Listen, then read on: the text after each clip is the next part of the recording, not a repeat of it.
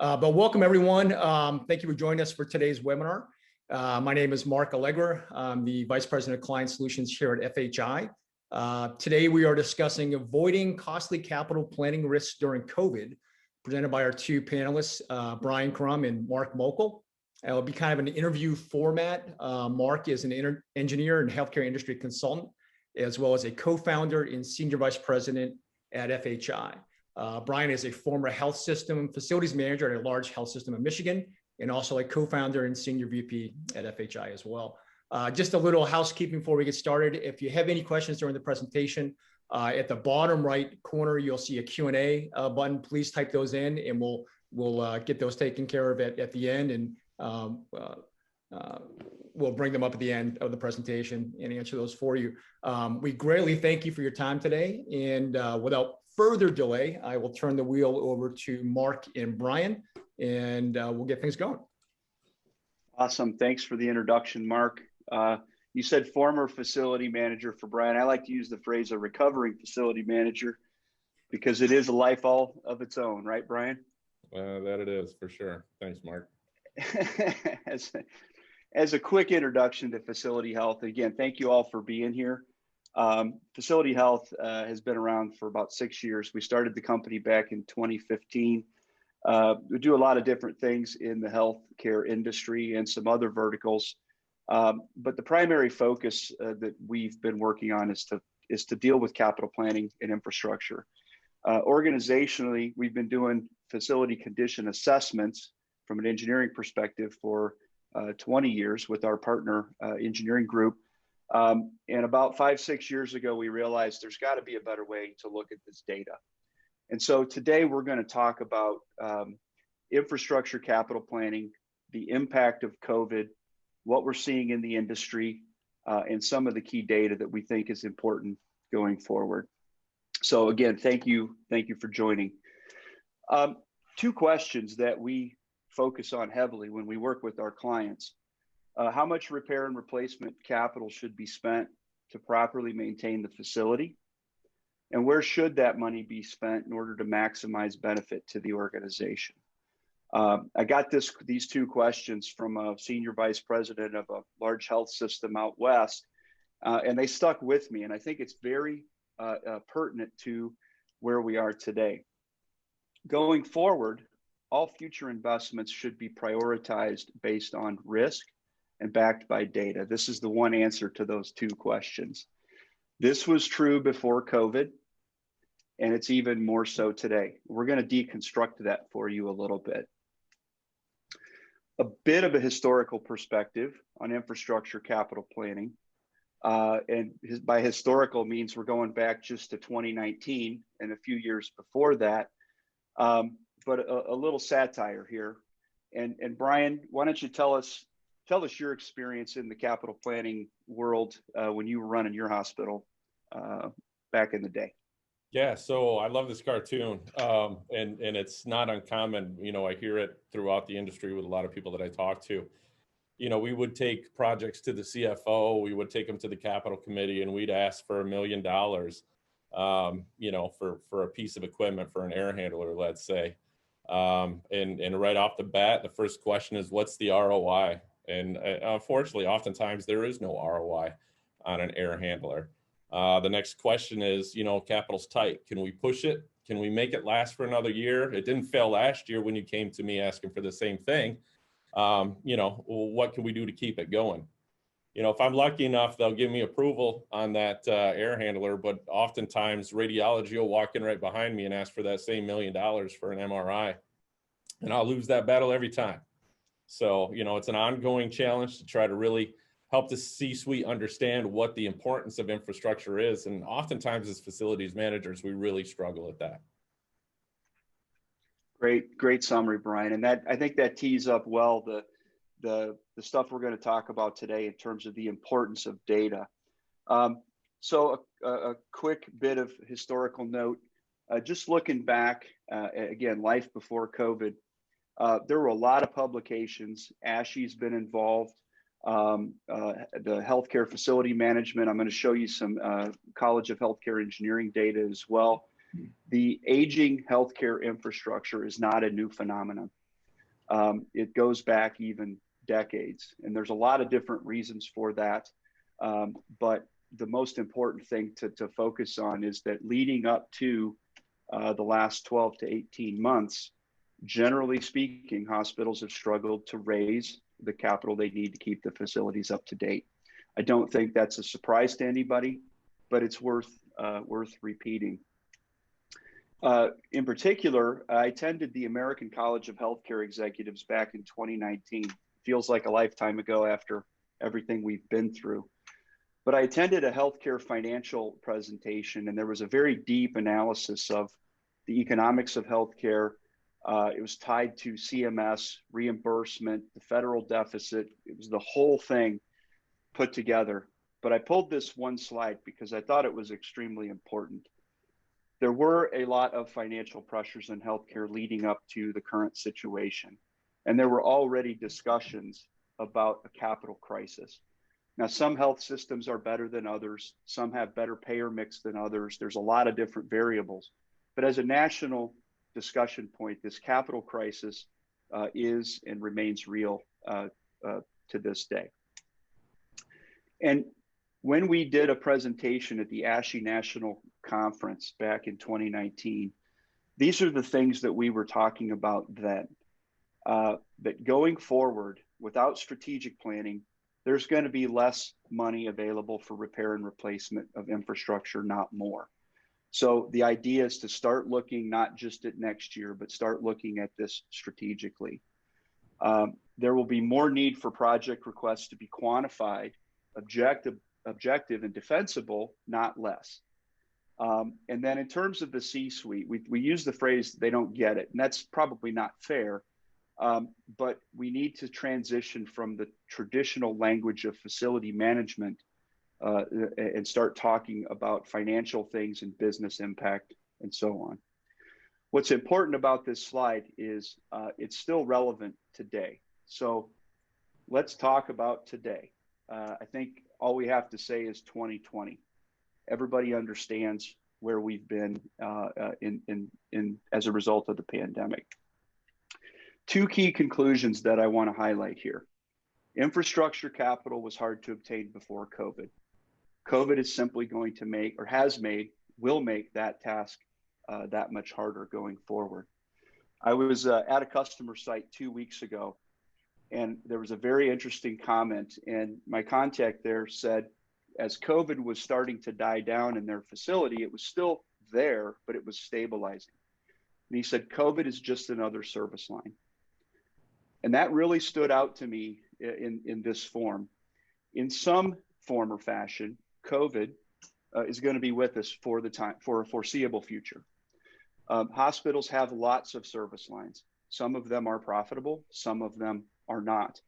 COVID is obviously not.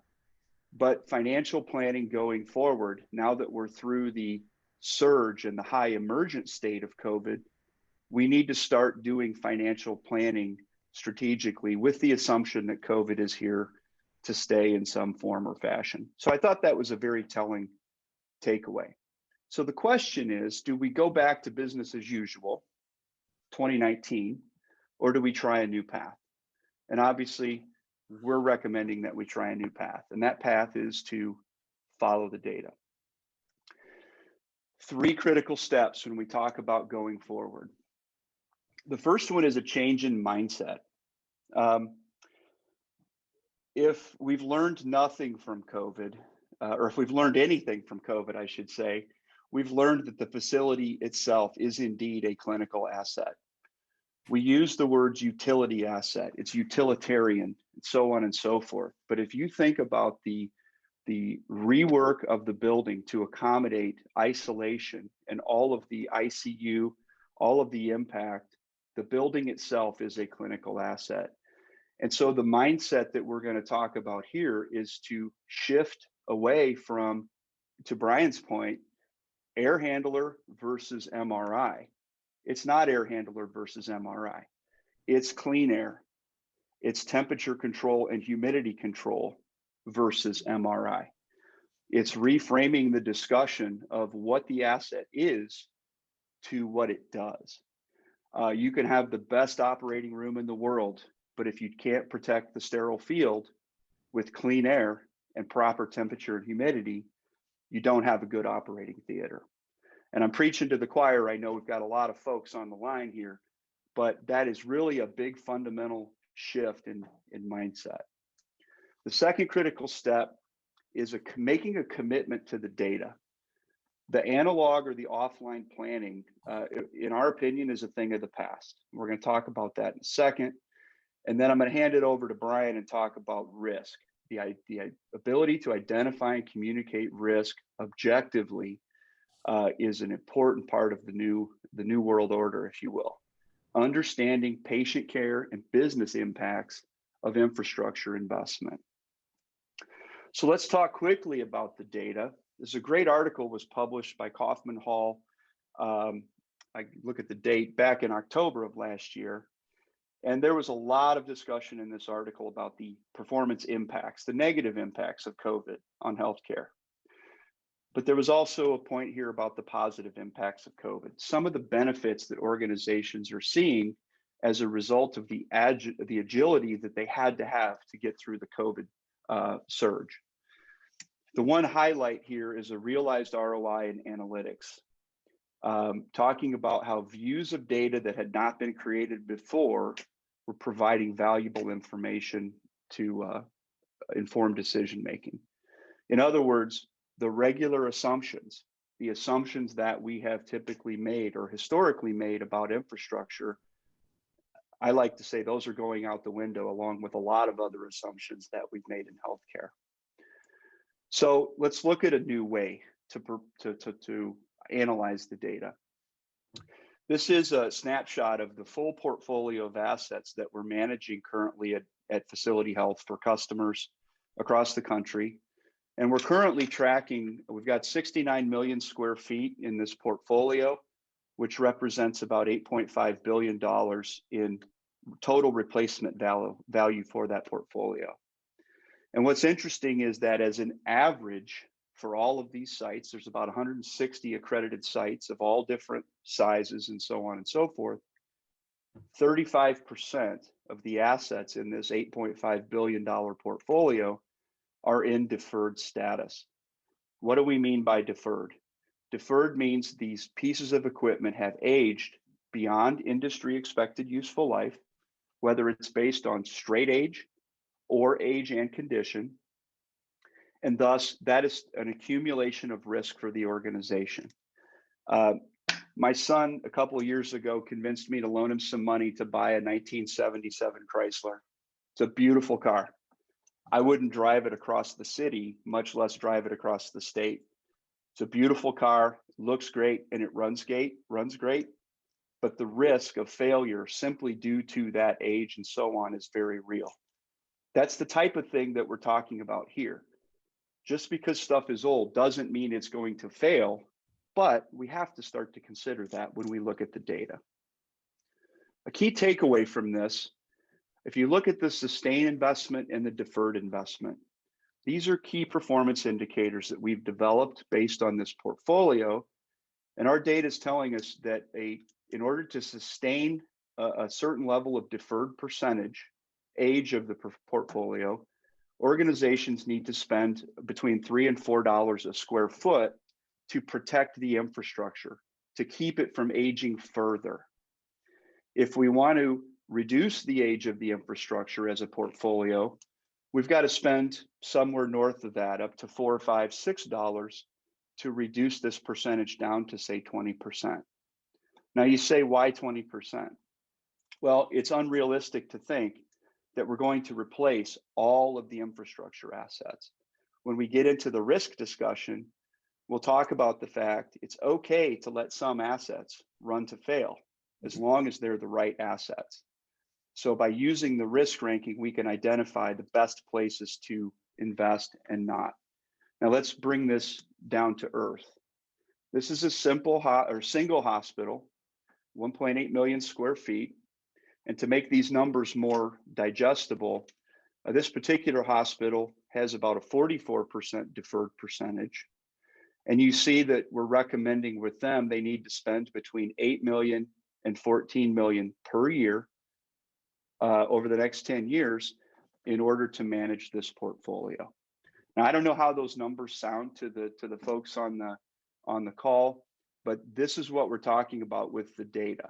And this isn't our data. This is all of our customers' data put together so that we can show how one site compares to the other. But that $3, $4, $5 a square foot, we can argue all day long whether that's the right number. But what we're saying is it's not zero. Capital planning doesn't start from zero. That's kind of the key takeaway here. Quick note on the deferred percentage. For that hospital, this is a Pareto chart of when those assets were installed. We've got equipment that was installed when Lyndon Johnson was president.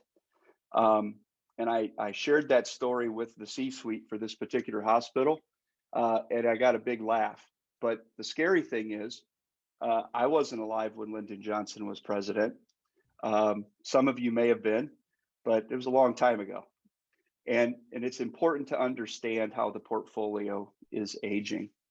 Everything over here on the right, these are things that we should be considering already today for future replacement. So just to give you some perspective.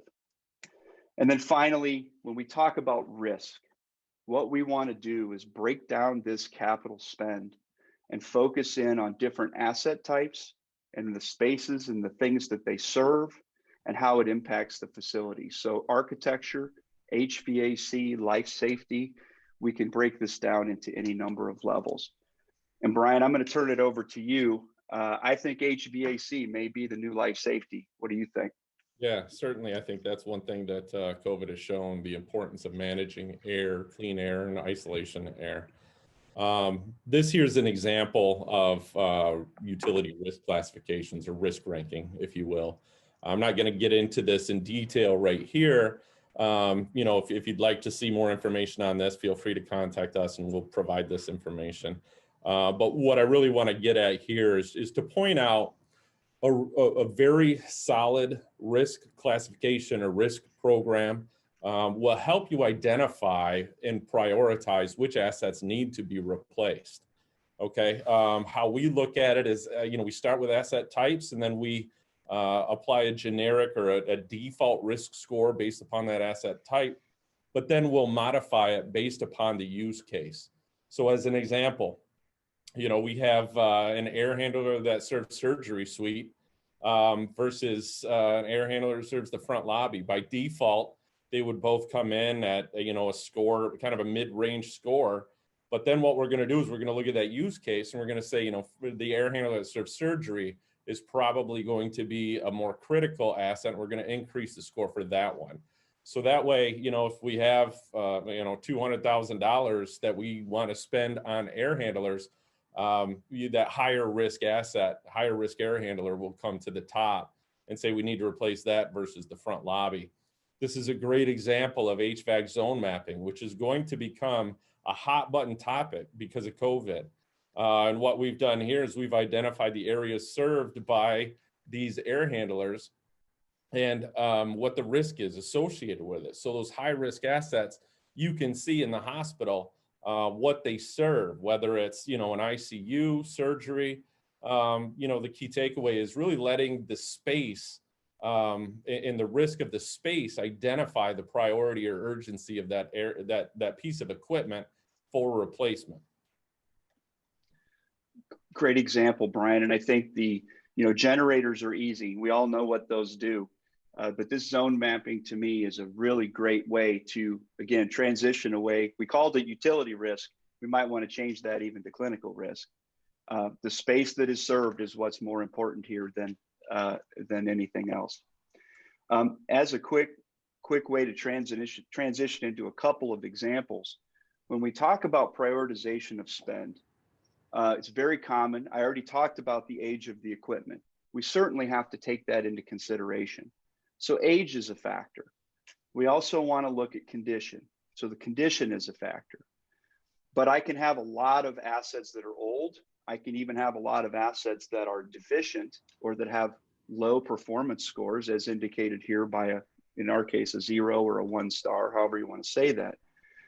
But we don't have enough money to fix everything. So that comes back to risk. to Brian's point, what we want to do is we want to identify the age, we want to identify the condition, and then the risk score is actually the arbitrator, if you will, of the investment priority. So we'd like to say age and condition alone are not enough to justify proactive investment. Certainly, we all understand if an asset has failed catastrophically, the ROI goes to infinity. There's plenty of money to go around after the emergency's happened. I don't think I'm speaking a non-truth there. But the idea here is we want to get ahead of that. We want to avoid those catastrophic failures. We're going to show you now a couple of examples to quantify this point. So Brian, talk to me about this air handler. Yeah, so these are actual assets that we have from customers. In this particular air, it's the example that I was talking about before. It's the air handler that serves surgery. It's in poor condition. It's you can see right there. It's got no humidity control. By default, air handlers, like I said, score kind of mid-level risk. But this one, because of its criticality, it serves surgery. It's a critical item. In this example, it's a $100,000 air handler.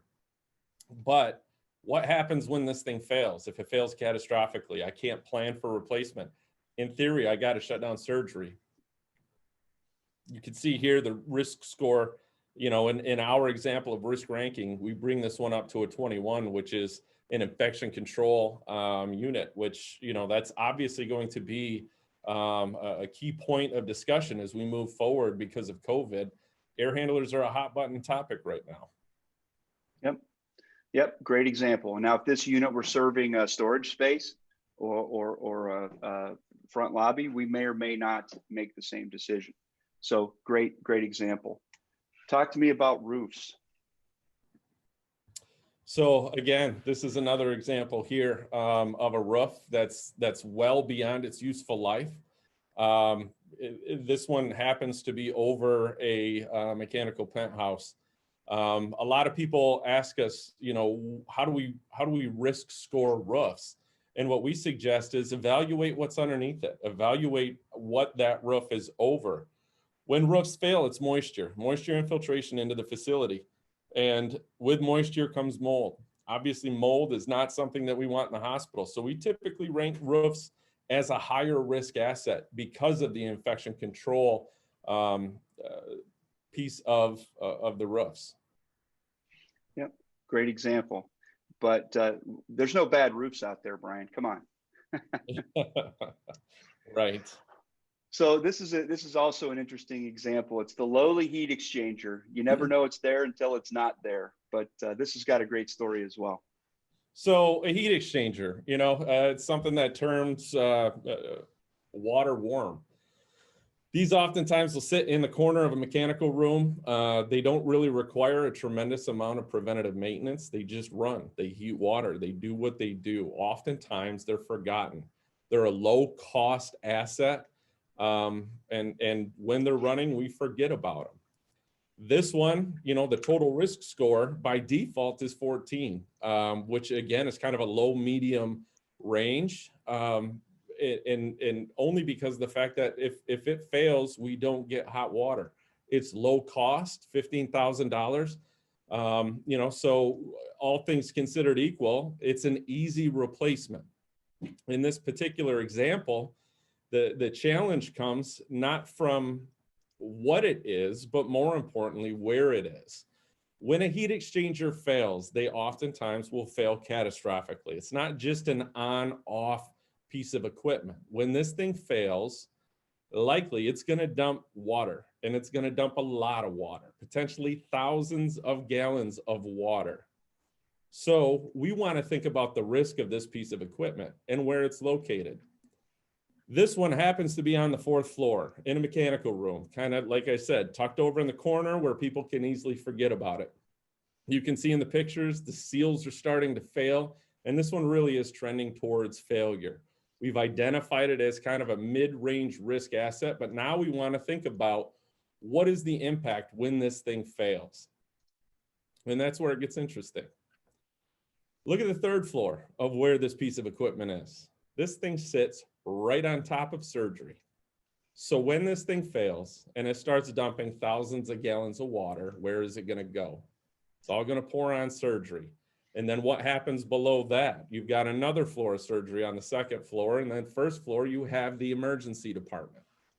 So what we want to think about is risk of where it is, what it serves, and what's the impact when it fails.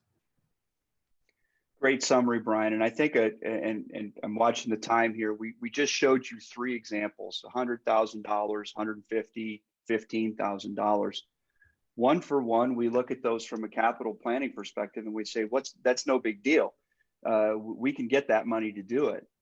Except that when you multiply that times thousands of assets, now you get up and you start talking about, well, $8 million a year for that one hospital.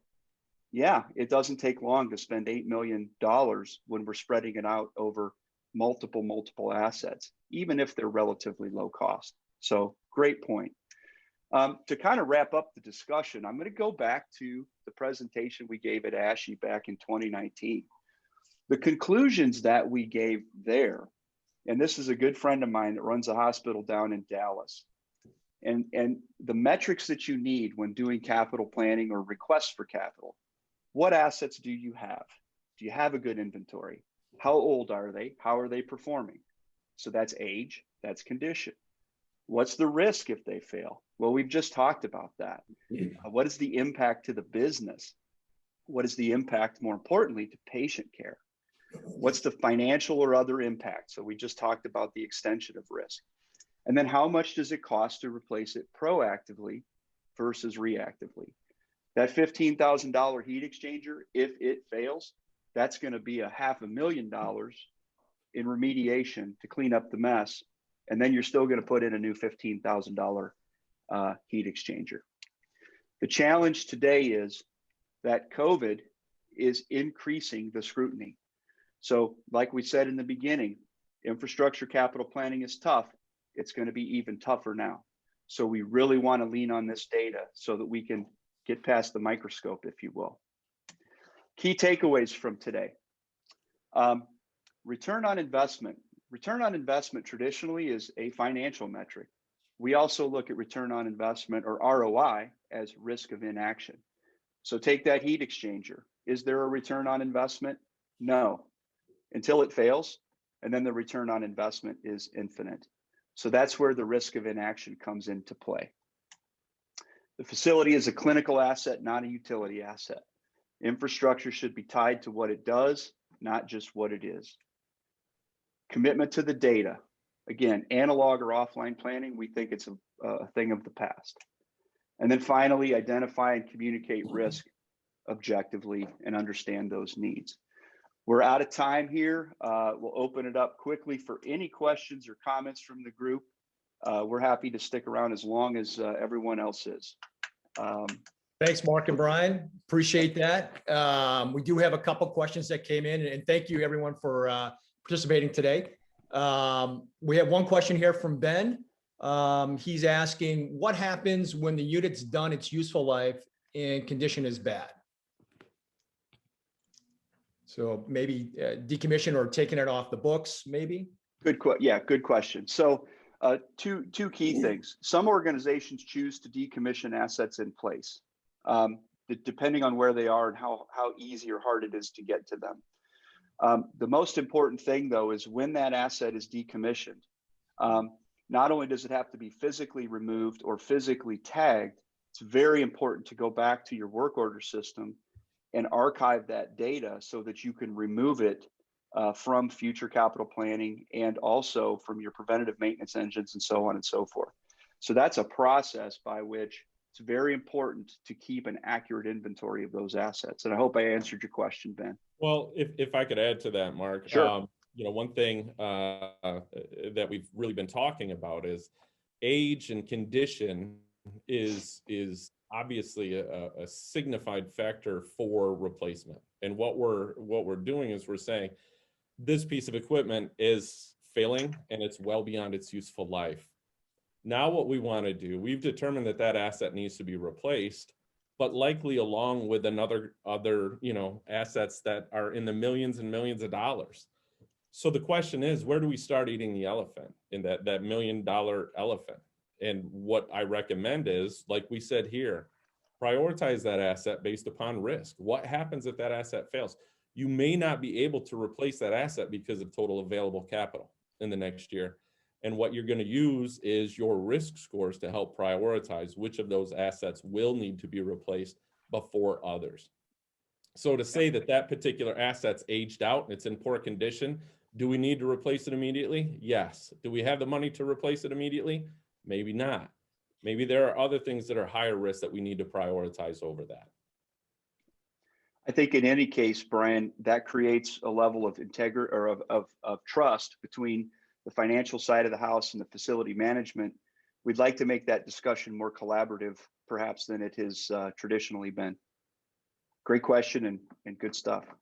All right, we got a couple more questions here, going from the top down. Can we arrange to see the software for more of our folks at the hospital? And yeah, yes, we can. Everyone knows, and we'll wrap up with this. This is an ongoing series of webinars and discussions, and every 2 weeks, we're planning on having these, and we'll send the link not only to this recorded session today, but also to future events.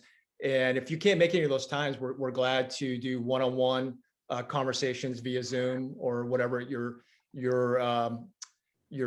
medium of choice, whether it be WebEx or whatnot. But we can certainly host those and have detailed, tailored discussions with each individual facility. Moving on next, is there a limit on the number of assets or buildings you can account for in origin? No, there's not a limit. You see, we're currently tracking 97,000 or so assets. The ability to track more assets is simply a function of storage space, which is relatively easy to come by these days. I think the bigger question or the bigger statement there is the more data that we have collected, the more solid our performance metrics have been. So every time we bring a new hospital into this portfolio, it just gives us that much more data to build the benchmark. So great question. All right, thanks, Mark. And here's another one. Let's say capital has already been cut for the last and next year. Now I am being asked to look at staffing levels for potential cuts. How do you recommend managing this? That's a great question. We have gotten that a lot. So for those of you that have been facing OpEx challenges in the last year, we understand.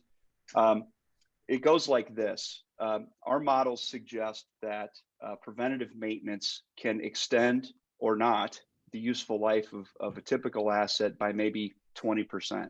So if you think about an air handler, instead of getting 20 years, you might only get 15 or 16 years. The simple answer, Mark, and to whoever asked the question, is that in a period where capital is being frozen or severely limited, to further cut on the operational side is, quite frankly, a death spiral from an infrastructure standpoint. If you're not going to replace the equipment, at least do as much maintenance as you can. Coming back to the car analogy, when the car gets old, don't stop changing the oil. In fact, you want to change it that much more. So that's really the impact that we're seeing is frozen capital and reduced PM, which all we're doing is kicking the can down the road. That's just going to increase capital needs in the future. Okay. So try to stay away from that. If I realize it's not an easy decision, or it's easy to say, but that is something that's concerning us a lot, is that the capital needs just going to get that much bigger, and the building's got another year older while we're going through this period. So we're going to have to pay the piper at some point. All right. More questions rolling in. This one, some come in anonymous, some come with names. So here's one from Heather. Are shutoffs with sensitizers a consideration to avoid catastrophic malfunction? Some older equipment may not meet current building code needs. She mentioned, I am mentioning this as a reduced cost to replacement. Yeah, I would say absolutely. There's no question we're dealing with an old infrastructure as it relates to healthcare across the nation. And a lot of equipment, like Mark said, dates back to, the Lyndon Johnson times. That equipment didn't have safeties put in place. And when we have technology available today to ensure that when something fails, it doesn't fail catastrophically, if we can automate controllers, if we can automate disconnects and shutoffs and so on and so forth, even if we have equipment that just makes failure more transparent. So when things do start leaking, do start flooding, we can address them sooner rather than later. Any of that is a benefit to replacement. That being said, we still need to understand that the infrastructure is aging and a lot of it needs to be replaced, okay? And there's kind of a fine line that we need to walk between putting in controls and measures to band-aid the failures versus total replacement or capital improvement to those assets. Adding in safeties, such as recommended here, are not going to add additional useful life. They're going to minimize catastrophic impact, but they aren't going to add additional life.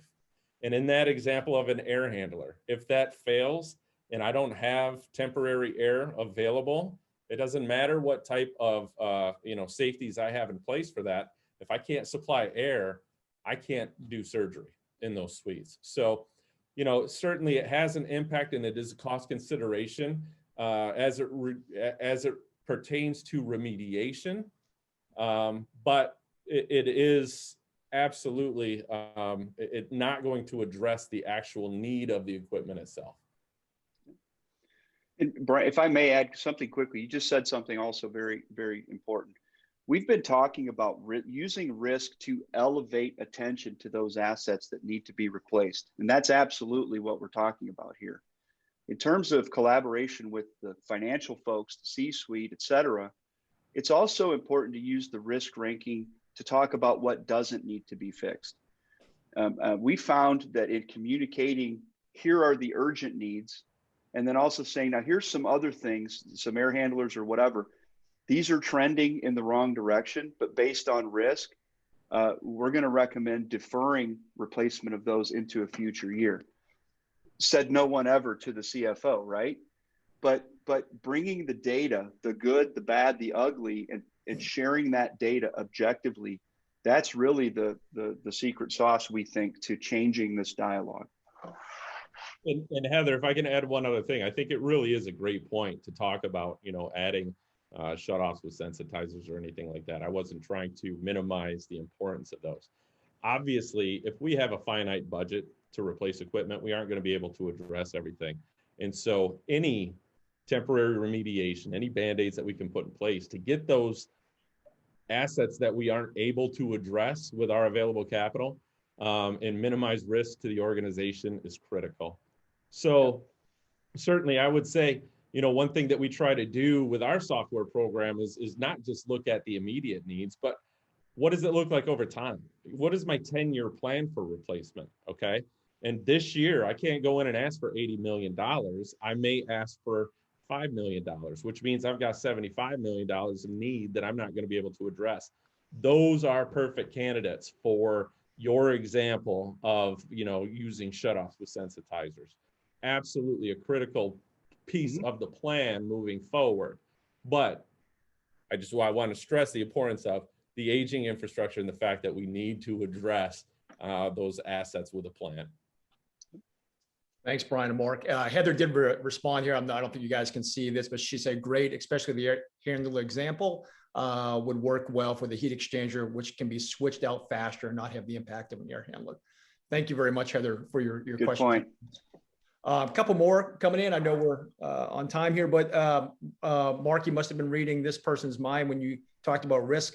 They mentioned risk ranking earlier. This all makes sense, but we're still competing with clinical engineering and IT, and the risk card gets played a lot. Can you talk about how this approach is being received by the C-suite? Yeah, great question. And I covered part of that in the previous statement, but I'll talk about this. So in part of a presentation last fall, we were doing a capital planning review with the C-suite at a hospital here not too far from home. And in presenting this information, when we talked in these clinical terms and so on, it was well received in the sense that it was the CEO of the organization that at the end of it said, you know, guys, we've known this for a long time. We've known that our facilities are aging, but now we have a quantified plan to address that. And so it is well received. And, you know, it's easy to think that non-facility people in the leadership position, they don't understand facilities. And maybe they don't understand chillers and boilers and air handlers, but they understand risk and they understand financial impact, and they certainly understand patient care. So to answer the question more specifically, it is well received when it is objective and factual and unemotional. Using all of these tools to request capital doesn't guarantee that you're going to get the capital that you need, but at least now it is a collaborative discussion. And I think it comes back to trust. As a facility person, we want to ask for what we need and be honest and transparent about it. And I think from a leadership perspective, they want to see we can give you the money, but we want to know that it's being spent in the right place. If we bring those two things together, we've created a new way to talk about the facility. Thanks, Mark. Yep. Couple more here. Couple short ones here. Is Origin cloud or server-based? Is it in the cloud or is it server-based? Cloud-based. Yeah, we try to stay out of the data centers at our customers if at all possible. Right. Another one, how is this different from my CMMS planning tools? So typically, every hospital has some form of a work order system, and that's the engine that's driving the preventative maintenance and so on and so forth. A lot of work order systems have the ability for the owner to put in a replacement date or some type of a field of when do you want it replaced. The biggest difference in what we're doing with our analytics here is that when we know the asset type, it's a 4,000 CFM air handler, we've got a database that tells us approximate useful life, approximate age. It's all based on industry standards. So this is a dynamic model that we're showing here. I'm showing static screenshots in the PowerPoint, but the data that we're showing here is really driven on that analytical engine. It's not just age, it's not just condition, but we take all of those factors together and we can then use those analytics to prioritize that investment. Mark, and stay away from the spreadsheets. Go ahead, Mark, Ryan. if I could add to that, you know, the CMMS platform is your management tool for preventative maintenance as well as repair work. We like to tie into that program and use that information to modify an asset's condition from a baseline condition assessment. With that modification, we can always see the current state of that piece of equipment. Is it trending towards failure? Am I seeing a lot of break fix? Am I performing the right amount of preventative maintenance? And so on and so forth. The beauty of this is it allows us to modify the asset's condition based upon performance. And so as opposed to a traditional FCA, which is a very static snapshot in time, this allows us to look at assets in a real-time dynamic way. And, you know, the idea that I could do a capital plan today, likely a month from now, that will be different than what it is today, just based upon use, based upon modification, based upon environment. So a static snapshot in time is good that day, but it depreciates very quickly. We like to make sure that our data, the information that we're providing, the capital planning and so on and so forth, will always be current. It will always be up to date. And it will always be at your fingertips and available very quickly to be able to tell the story. Yeah, great point. Thanks, guys. A couple more questions. This one's a two-parter. How many years can you forecast out? And do you need separate licenses for different campuses or locations? We typically run 10-year forecasts. It's a rolling 10-year. Anything beyond 10 years it's harder to manage. We can certainly project that far. In terms of licensing or how we deploy this, we work only on an enterprise level. When we work with hospitals, anybody that needs to be able to get into Origin to look at the software platform Origin, anybody that needs to get in and look at the data, is open to get in. So the goal, Mark, to that point, maybe the better question, our goal with all of this data is we want the facility manager, the facility director, the VP, the senior VP, all the way up to the CFO, CEO. We're using the same data that's being used to manage the facility, to Brian's point, the work order history, the preventative maintenance, all the way up to the master planning data, to the dashboard that we're looking at right now. It's all the same data. It's just a different level of presentation and a different way to put it in front of folks based on what they need to see. So this is really a view for the financial folks in the industry to understand, or in the organization to understand the big dollars. Getting down into these levels of detail, now this is coming through the organization, and where do we actually prioritize until we end up at that air handler that Brian talked about previously.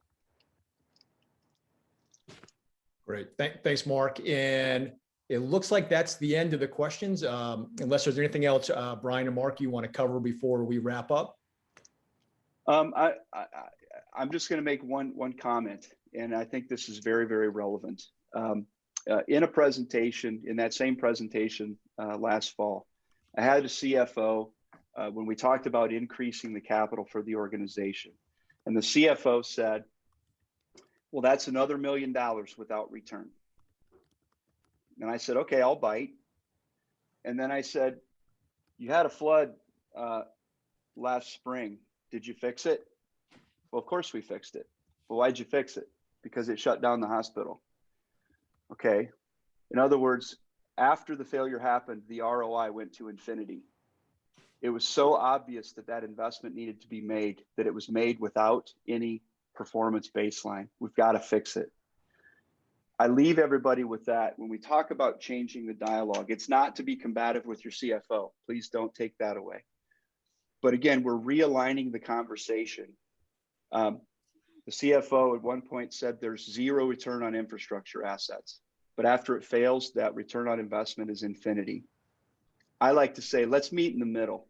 It's not zero and it's not infinity, but let's create a risk-based plan where we can talk about return on investment in terms of the infrastructure, because without infrastructure, we can't take care of patients. I hope that makes sense to everybody, and that's a good way to tie this all together. And I thank everybody for being here and for all the great questions. Thank you, Mark and Brian. And thank you, everyone, for joining today. We really appreciate you being here in the continuation of this series on effective capital planning. We talked about earlier, every 2 weeks, we'll have a follow-up webinar that dives a bit deeper into the technology. Today was just an entry-level discussion. We'll demonstrate how the technology works and is used for key capital planning initiatives. We'll send out a follow-up email on this with the link also to the recording. If you aren't able to attend, as mentioned before, we can certainly host one-on-one sessions, discussions, which we do pretty much on a daily basis. Again, thank you so much for joining us today, and we look forward to seeing you next time. Yep. Everybody stay safe. Thanks for joining today. Thanks.